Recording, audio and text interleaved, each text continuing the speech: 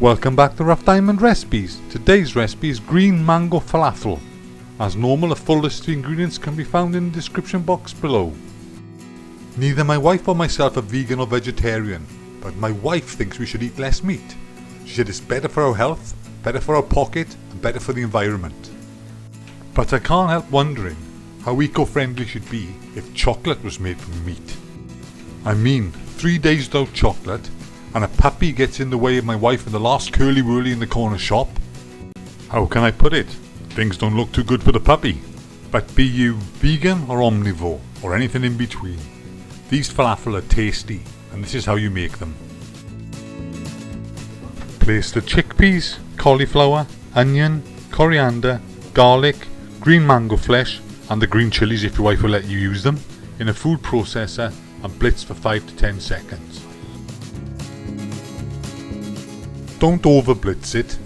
You don't want a puree, you want something that looks like this. Then when this is done, add the chickpea mixture to a suitably sized bowl, add in the salt and pepper to taste,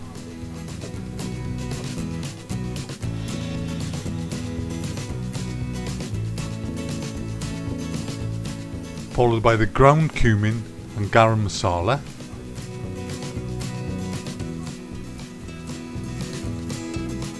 and finally the gram flour. Then mix in well. Your hands are by far the best implement to do this, or to be more precise, your wife's hands are the best implement to do this. But whether you do it yourself or delegate it, keep mixing until the mixture holds together. Then when this is achieved, divide the mixture into golf ball sized pieces like you see here.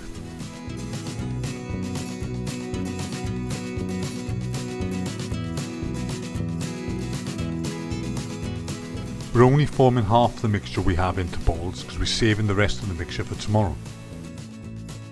Then when you're ready to cook, heat enough oil to shallow fry in a suitably sized frying pan, and when the oil is up to temperature, add the falafels.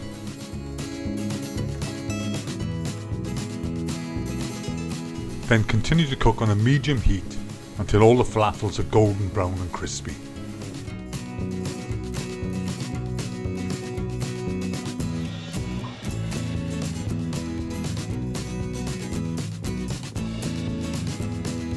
Then when the falafels are all golden brown and crispy, it's time to remove from the oil and allow to drain on a piece of kitchen paper.